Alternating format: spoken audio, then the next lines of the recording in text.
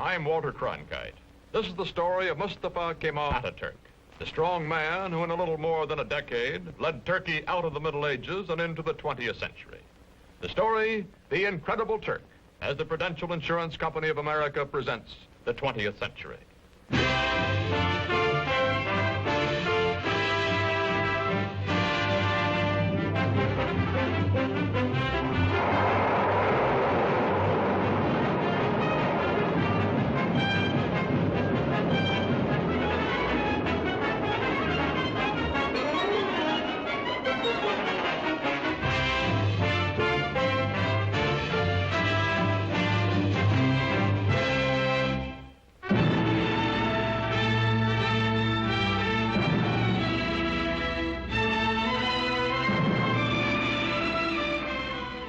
In the Middle East today, chaotic, vulnerable to Soviet expansion, Turkey, modern, powerful, and a rarity in this area, pro-Western, is prepared to defend herself against any aggressor. This is the border between Russia and Turkey, guarded day and night. The red sentry does not know he is being photographed from across this border. He feels that he is being watched. He is also suspiciously watchful.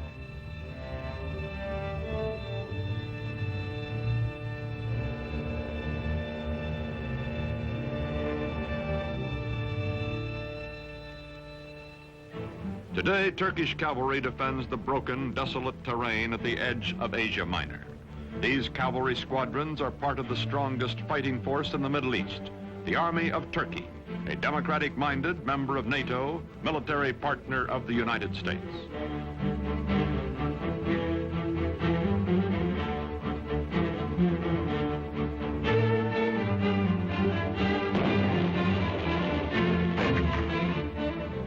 Modern Turkey, strong and stable, was created out of a dying Oriental despotism by one man, unique in history, Mustafa Kemal, called Ataturk, father of the Turks.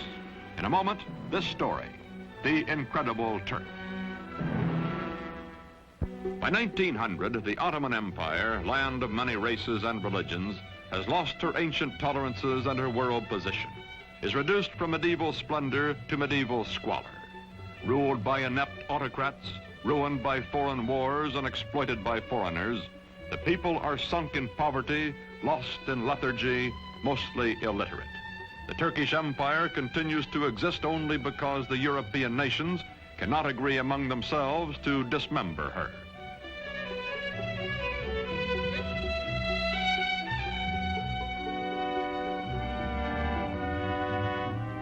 Before World War I, Germany has plans to embrace Turkey as an ally, then to subjugate her as a satellite. To visit the sick man of Europe, as Turkey is called, comes the German emperor himself, Kaiser Wilhelm II. He is received with more than ceremony. His glowing promises, such as the Berlin to Baghdad Railroad, are believed by the Sultan and his government, and even by the nationalist-minded Young Turks.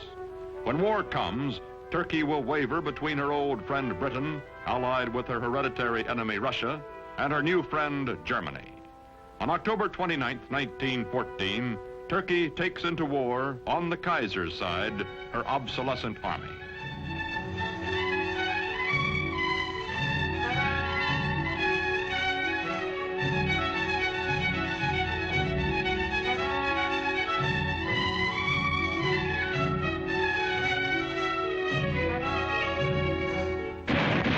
February 1915, the British plan to force the Dardanelles past Gallipoli, take Constantinople, and free Russian shipping in one naval campaign.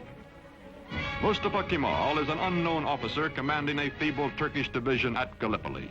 His brilliant strategy and ferocious personal leadership changed the course of the battle, the campaign, and the war. After 10 months, the British signal defeat and steam away, leaving on the historic shore of the Hellespont a new hero in Turkey. One victory, one great military commander are not enough.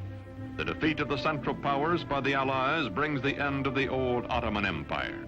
It is carved away, leaving only Turkey proper, a much smaller and more homogeneous land which, with leadership, may become a nation. November 1918. The ships of the victors crowd the harbor at Constantinople after World War I. From the palace of a weak and corrupt sultan, there comes no opposition. Turks bowing to Mecca accept their fate.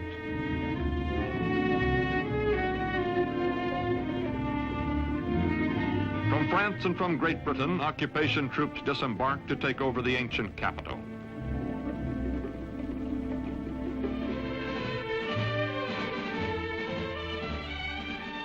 Sure that the Allied armies in Constantinople will do nothing to prevent it, Greece is preparing for an invasion of Turkey. On May 15, 1919, the Greeks land their troops.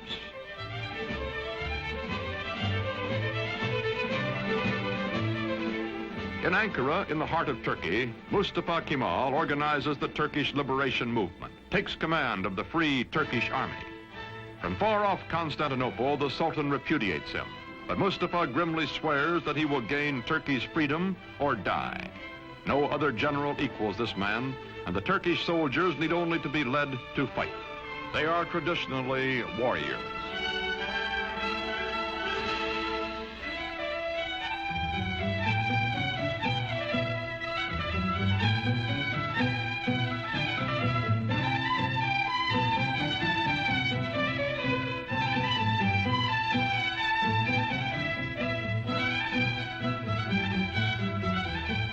Quickly, Mustafa Kemal gathers the forces of an occupied Turkey under his almost unchallenged domination.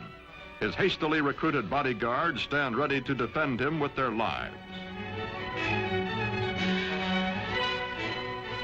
Mustafa Kemal pits his cold, inexhaustible toughness, his unyielding determination, his knowledge that the people are with him, against the continued fanatic opposition of the Sultan's government.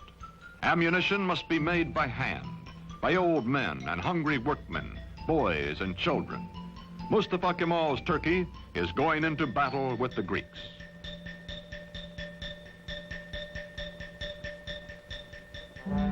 The war with the Greeks lasts 3 years, from 1919 to 1922.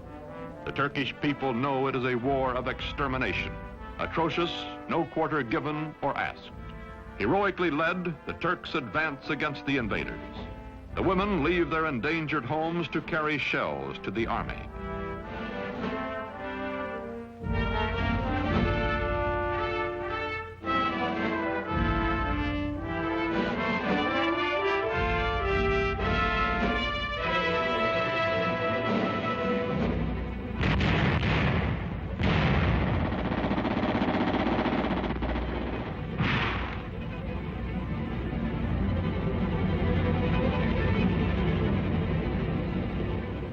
September 1922, the Greeks are driven back to the Aegean Sea.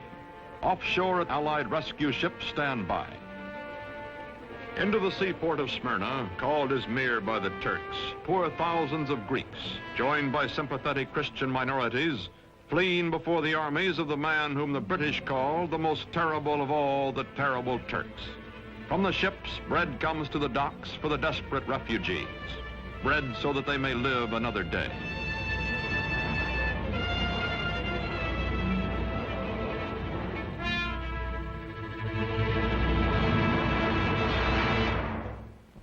September 9th, 1922.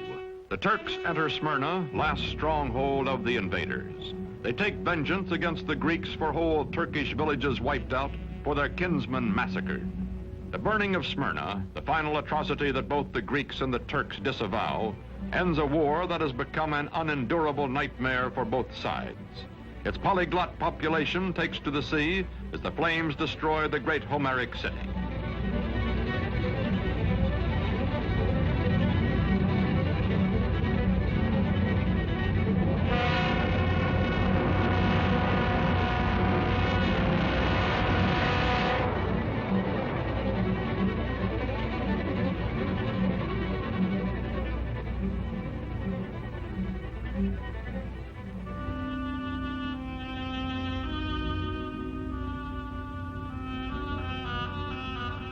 Star and crescent fly over liberated Turkey.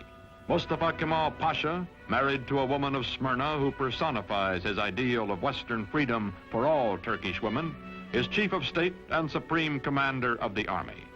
With the winning of the war, he removes his uniform, never to wear it again. He is now granted dictatorial powers by the elected National Assembly. In Constantinople, to be officially renamed Istanbul, the foreign occupation troops are evacuated. In the fall of 1922, Sultan Mohammed VI, whose family has reigned for 7 centuries, fears for his life and goes into exile as crowds cheer his going. Mustafa Kemal's victorious army enters Istanbul.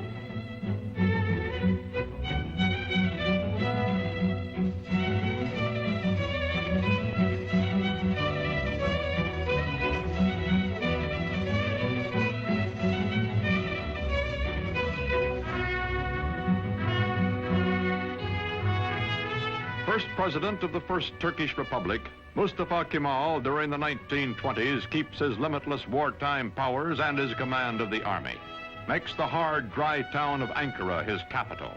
His fantastic dream is not of empire or conquest, but of creating a democratic Turkey, a new kind of Turk in his lifetime. The Ottoman sultans also had been caliphs, secular and religious rulers. Turkey's new government separates church and state. Instead of Friday, day sacred to Islam, when Muslims everywhere ritually cleanse themselves, the Western Sunday is proclaimed the official day of rest. Although Mustafa Kemal insists on personal religious freedom, it is known that he personally detests the gesture of abasement prescribed for worship when Muslims touch their foreheads to the floor in their brimless headgear.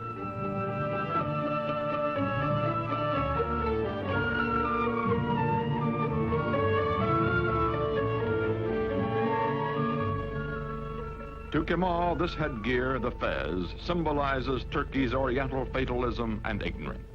He will abolish it.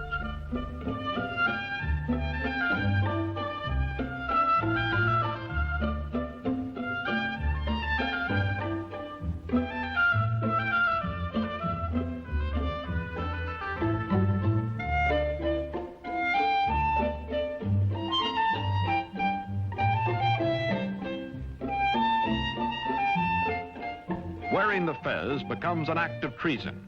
European hat makers unload in Turkey. But woe betide the foreigner who dares laugh at a Turk in his new hat. More than 90% of Turkey's 13 millions are illiterate. Mustafa, who earned in school his second name, Kemal, meaning excellent, himself takes charge of replacing the difficult, obsolete Arabic script. A new Latin alphabet, a revised and standardized Turkish language are prepared by experts bullied into haste by Kemal.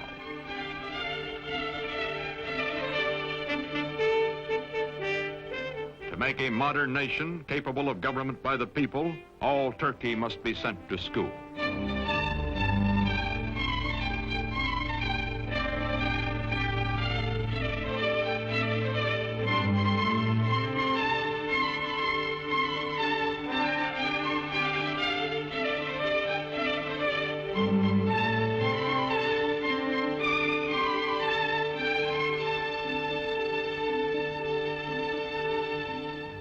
Islamic traditions are shattered.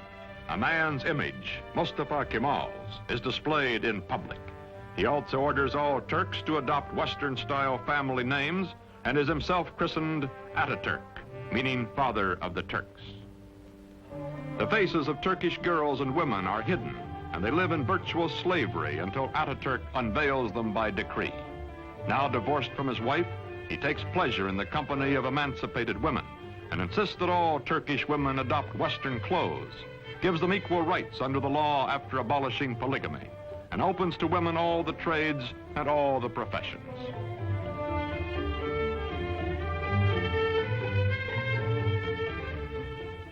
Ataturk, who has eaten the black bread of poverty and lived in the front lines of war, acquires the trappings of power. His proud, fiercely disciplined bearing, which annoyed his superior officers years before, does not change now that he acknowledges no superiors. The men around him treat him as emperors and primitive chieftains and modern dictators are treated. Flatter and yes him, seek the smallest of privileges, such as lighting his cigarette.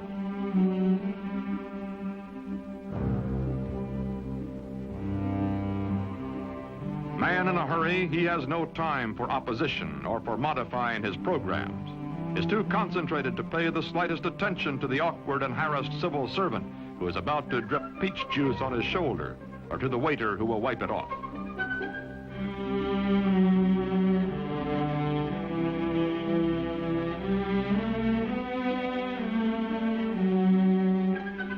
Although gossip is rife of his spare time affairs with women, of private drunken orgies by which Ataturk relieves long periods of relentless labor, this monarch in mufti never loses his public dignity, even at play. He is adored, also respected, also hated and feared and ruthless in dealing with those who oppose him. Now he goes into the countryside, to remote villages, to archaic farms, to rouse the lethargic and primitive peasants. His credo, Turk, be proud, work, be confident.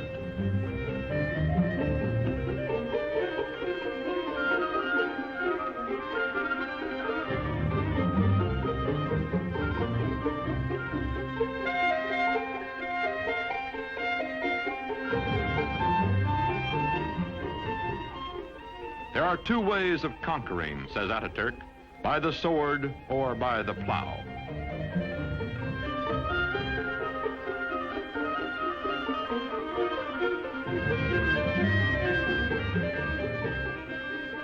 To show his phlegmatic peasants what he wants, he buys land, demonstrates the advantages of tractors. Ataturk, son of a civil servant, military careerist, now all-powerful dictator, becomes a model Sunday farmer.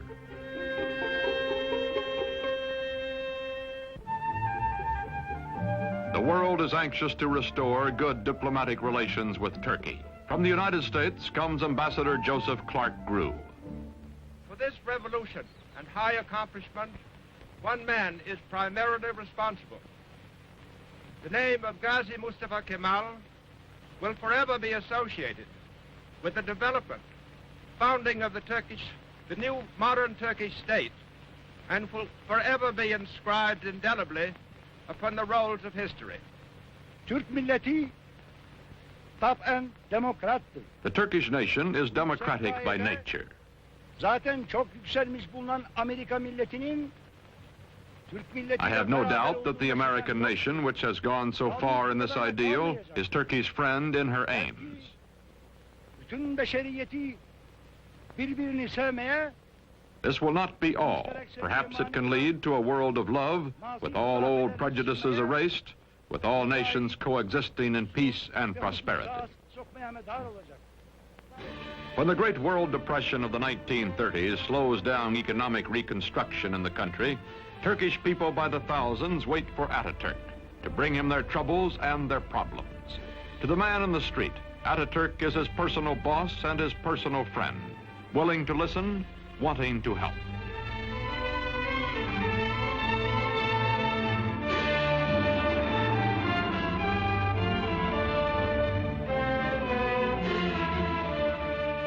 All over the country, Ataturk preaches the ways of the West, scolds and harries workmen to carry out his forcible plan for industrializing the Turkish Republic.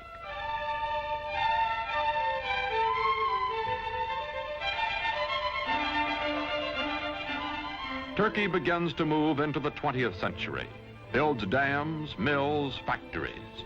The tempo is fantastic. Industrial production under Ataturk increases tenfold. Still, there are growing pains, a poorly designed and poorly run heavy industry operating at a loss, profitable light industry deliberately run at an excessive profit to cover the deficit. Turkey's textile mills being a notable example.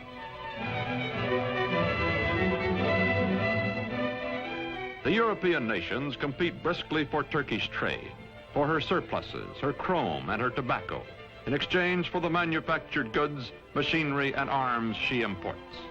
Turkey's foreign relations are excellent, but war is in the offing.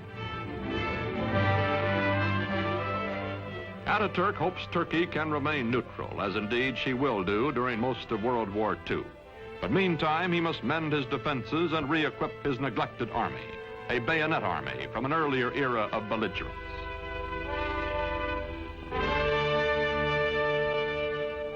Turkey's dictator has said, Hitler will lead a dynamic nation to destruction by whipping its passions, and Mussolini will play Caesar.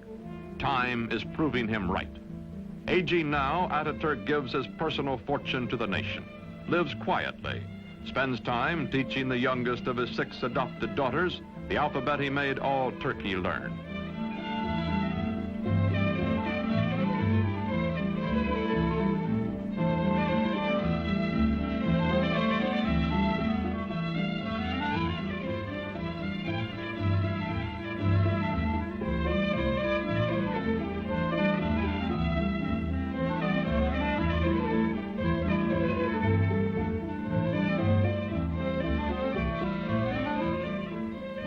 Watching his young nation, Father Ataturk believes in her democratic future and has preserved for her under his autocratic rule the Republican Constitution and the secret ballot which will elect his successors. His severest Western critic grudgingly admits, Ataturk is dictator so that Turkey may never again have a dictator. The Shah of Iran is among the neighboring rulers who come to admire Ataturk's prospering, progressive nation. The Emir of Transjordan comes. The Arab world is impressed by Turkey, but later when nationalism develops throughout Islam, none of its leaders will have Ataturk's genius or his convictions.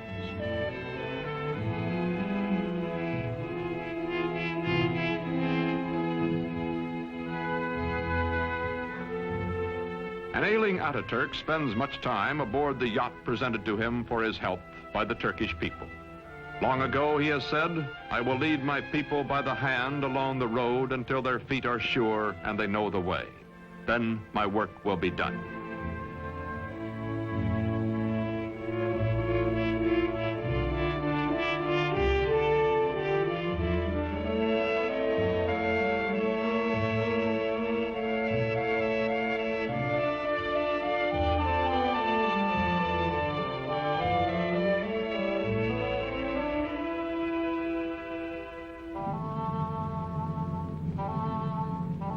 On November 10th, 1938, Ataturk dies at the age of 58. 13 years of his life he spent in active warfare fighting for Turkey. For 15 years, until his death, he was our first president and absolute ruler. His last command is that his successor be one who will follow his course. Hizmet İnönü is that man.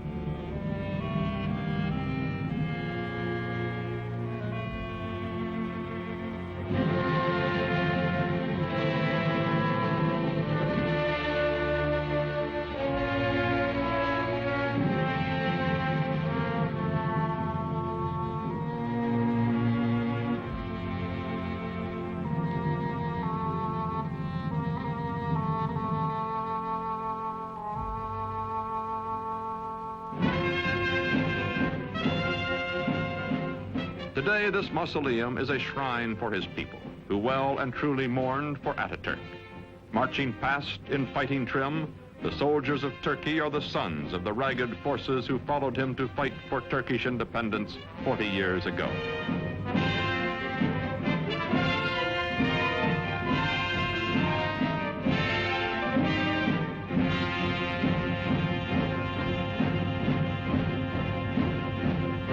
Modern Turkey is a vigorous ally of the West. She welcomes not only foreign products, but the foreign bases and men on her soil to help defend her way of life and her NATO alliance. Not all of her problems have been solved, however. Her economy is heavily bolstered by, some say virtually dependent on, Western aid. Her democracy is still far from perfect, and historians still argue about Ataturk, the man who in less than 2 decades made Turkey over. His methods, his tyrannies, his personal habits. Yet none denies the staggering achievements of the incredible Turk.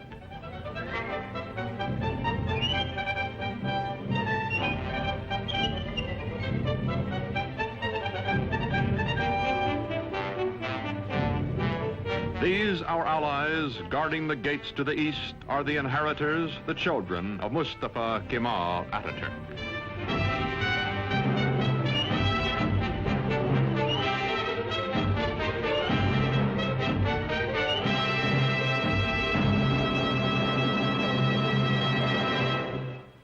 The story of next week's episode in a moment. And now a message from your host, the Prudential Insurance Company of America.